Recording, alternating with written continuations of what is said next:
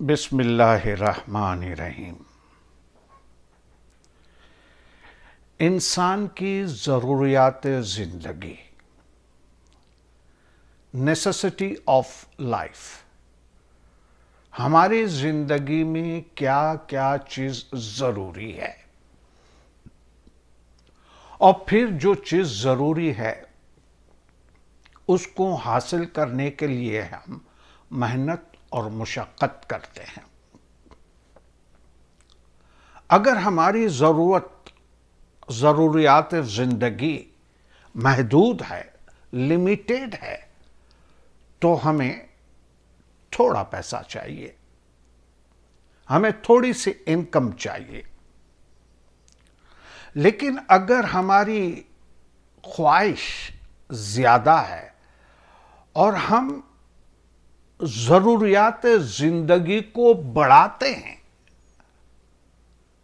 ज़रूरियात ज़िंदगी में इजाफा करते हैं, तो हमारा खर्चा भी बढ़ जाता है। जहां पहले थोड़े पैसे में काम होता था, अब वहां पर ज़्यादा पैसे में काम होता है, क्योंकि थोड़े पैसे से अब ज़्यादा ख्वाहिशें पूरी नहीं हो सकती। तो इंसान के पास जो है, यानी यूं देखिए कि अल्लाह तबारक व ताला ने जो दुनिया बनाई उसमें तीन चीज़ें बड़ी अहम तरीन, जिस पे इंसान की ज़िंदगी का दारोमदार है: हवा, पानी,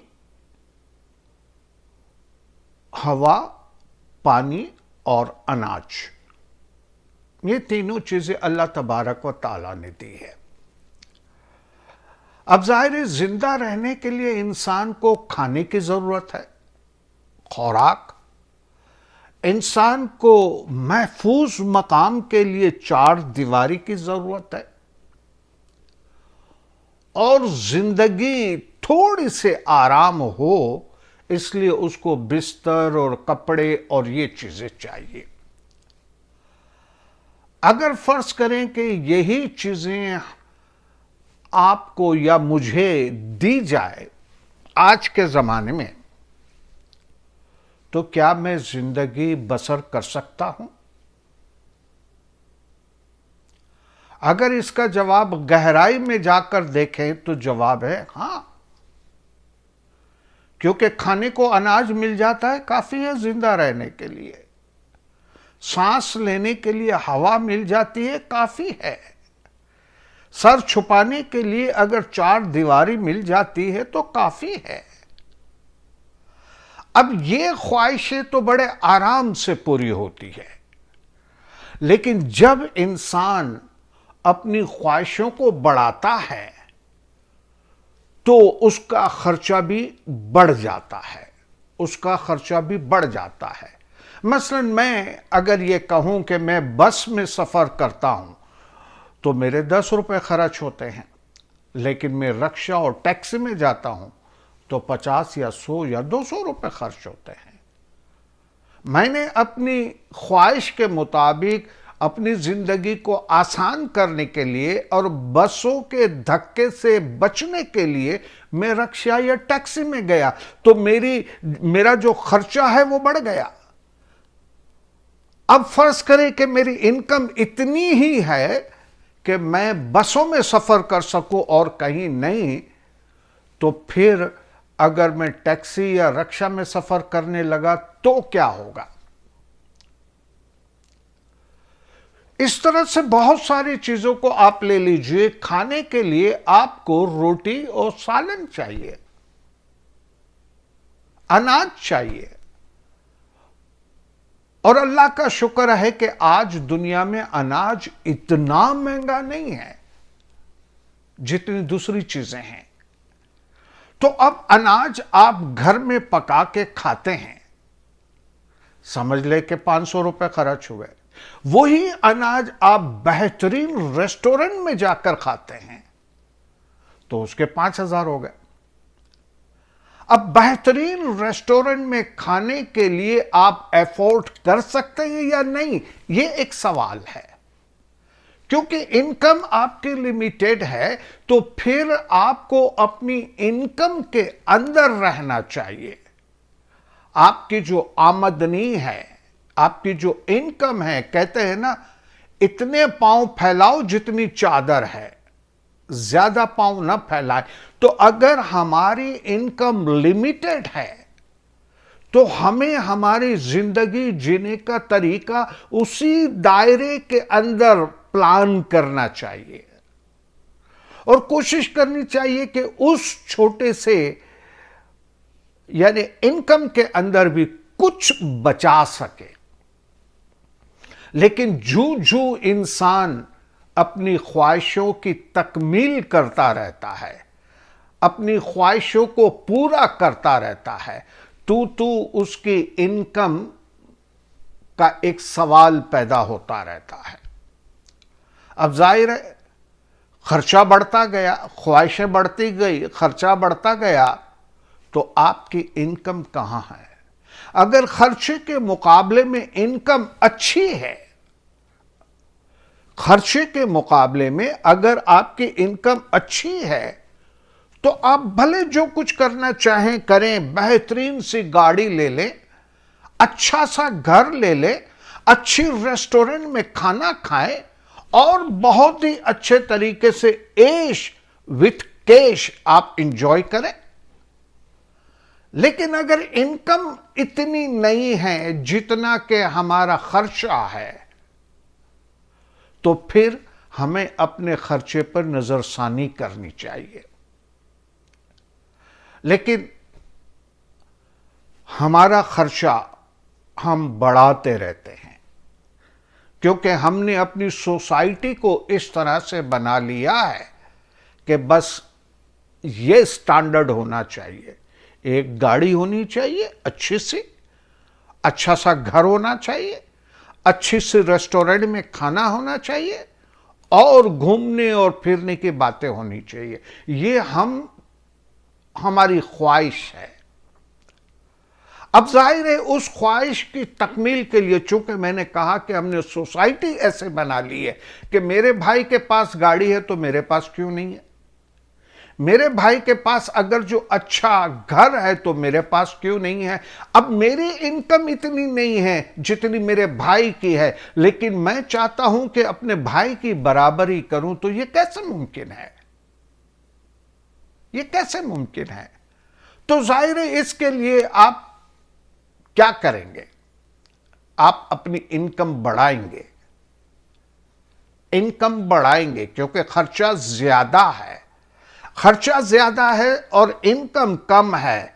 तो अब आपको इनकम बढ़ानी है। अब आपका पूरा कॉन्सेंट्रेशन, पूरा ध्यान यह है कि कहां से पैसा आए, हमारी इनकम कहां से बढ़े, ताकि हम इस लेवल पर हम जी सके। मैंने जैसे अर्ज किया कि अगर अल्लाह ने आपको दिया है, बहुत पैसा है, आप करोड़पति अरबपति हैं, तो ठीक है, आप रहिए इस तरह से। लेकिन अगर अल्लाह ने आपको नहीं दिया, आप कोशिश कीजिए। लेकिन फिर भी हजारों ख्वाहिश ऐसी कि हर ख्वाहिश पे दम निकले, बहुत निकले मेरे अरमा, फिर भी कम निकले। तो इंसान ख्वाहिशों के मुताबिक अपनी जिंदगी गुजारना चाहता है। अब जैसे मैंने कहा कि मेरा खर्चा बढ़ गया, अब मेरे बच्चे बड़े हो रहे हैं, तो मुझे गाड़ी भी चाहिए, मेरी बीवी को भी गाड़ी चाहिए, एक अच्छा सा घर चाहिए, लेकिन इनकम नहीं है। जब इनकम नहीं है, ख्वाहिश ज्यादा है, तो शैतान तैयार बैठा है बहकाने के लिए।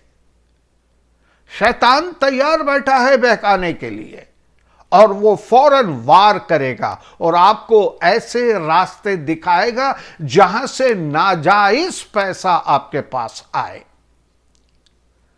जहां से बेईमानी का पैसा आपके पास आए, जहां पे यतीमों और मिस्कीनों का माल खाने के लिए आपकी हौसला अफजाई हो। चूंकि आप मजबूर हैं, आपका खर्चा इतना, इनकम कम है, तो आपको ये चीजें करनी पड़ती है। और जब ये चीजें हम करते हैं तो हम गुनाहों के दलदल में फंसते चले जाते हैं। क्योंकि चोरी तो चोरी है ना, चाहे किसी किस्म की भी चोरी हो। लखोपति आदमी, करोड़पति आदमी करोड़ों रुपए का फ्रॉड करता है, वो भी एक दिन पकड़ा जाएगा। अगर इस दुनिया में नहीं पकड़ा गया तो उस दुनिया में जरूर पकड़ा जाएगा। इसलिए कि नाजायज ख्वाहिशों को पूरा करना ये अच्छी बात नहीं है।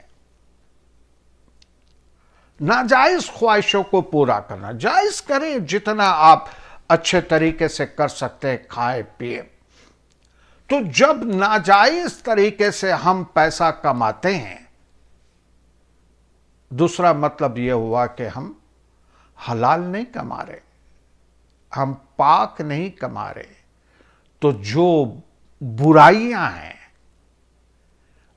जो बदफेलियां हैं, वो हमारे अंदर अब पैदा होगी, वो हमारे अंदर पैदा होगी। अब समझ लीजिए कि मैं रुश्वत ले रहा हूं, मेरे पास बहुत सारा पैसा रुश्वत का आ गया। अब आया तो गुनाह के काम से ही ना, जाएगा भी गुनाह के काम में, जाएगा भी गुनाह के काम में, क्योंकि उसकी लाठी बेआवाज है, देर है अंधेर नहीं है। तो इंसान के पास नाजायज पैसा आता है, वो कमाता है नाजायज पैसा, तो उससे उसकी दुनिया की जिंदगी तो बर्बाद होती ही होती है, लेकिन आखिरत की जिंदगी भी बर्बाद होती है।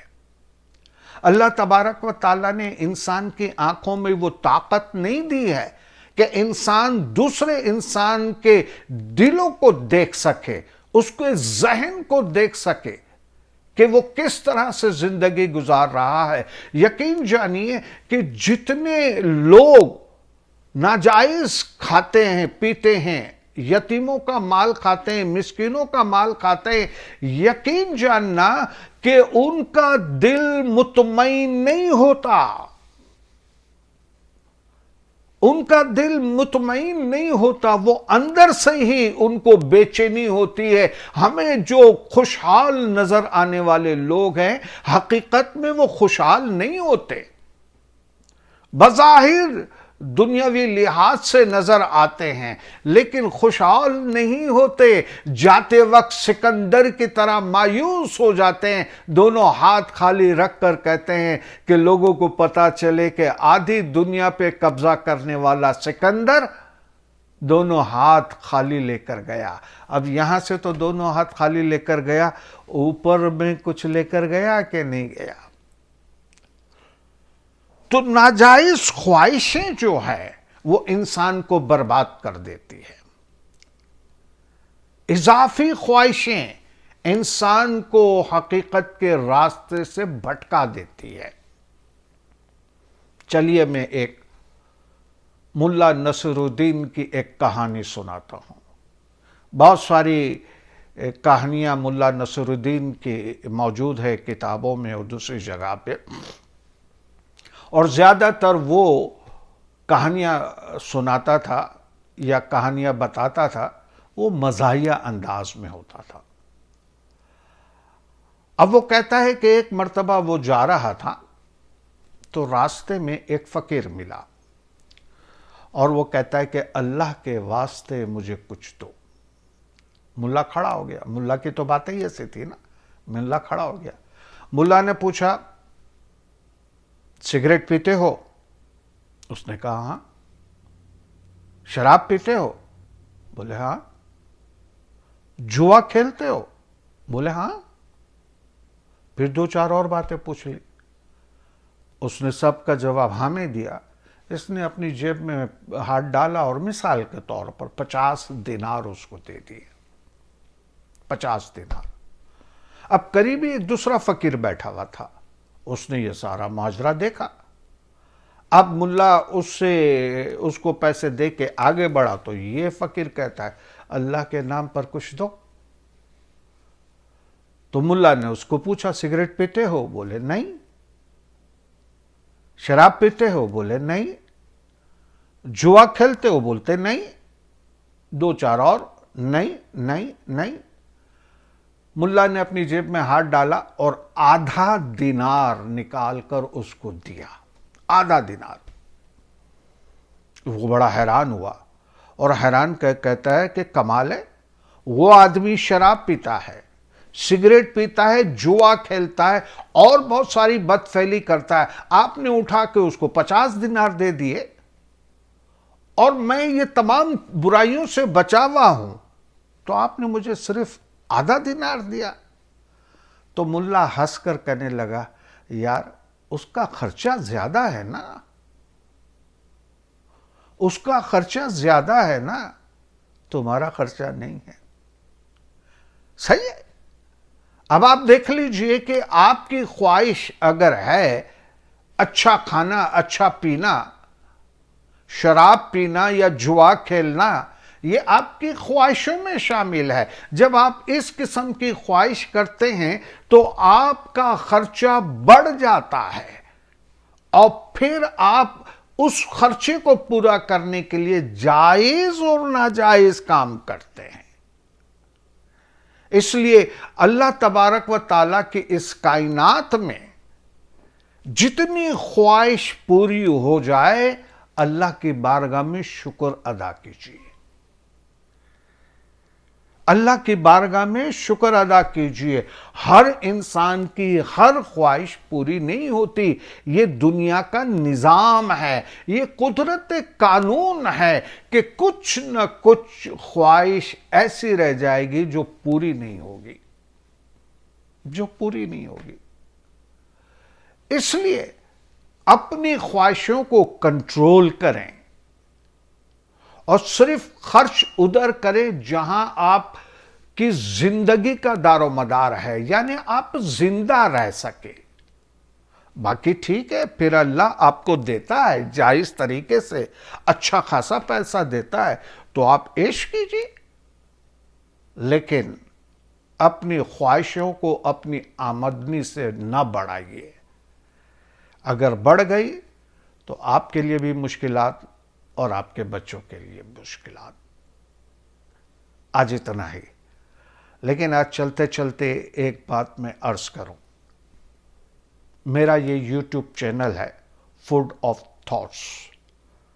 अगर वाकई आपको मेरा ये चैनल पसंद आता है तो सब्सक्राइब कीजिए, बेल आइकॉन को दबा दीजिए और दूसरों के साथ शेयर कीजिए। और एक और बात, अगर मेरी बात से आप मुत्तफिक हैं या मुत्तफिक नहीं हैं, या आप कोई और तरीके से चाहते हैं कि मैं ये बात बयान करूं, तो आपसे गुजारिश है कि आप कमेंट्स में ज़रूर मुझे ये चीज़ें बताएं, ताकि मुझे पता चले कि आप क्या सुनना चाहते हैं, तो उसके मुताबिक फिर मैं अपना ये मवाद है वो मैं जमा करूं। लेकिन फिर एक मर्तबा, अगर आपको ये मेरा चैनल अच्छा लगता है, पसंद आता है, तो आप सब्सक्राइब कीजिए। इंशाअल्लाह फिर आपसे मिलते हैं, उस वक्त तक के लिए इजाज़त दीजिए। खुदा हाफिज़। जियो और जीने दो।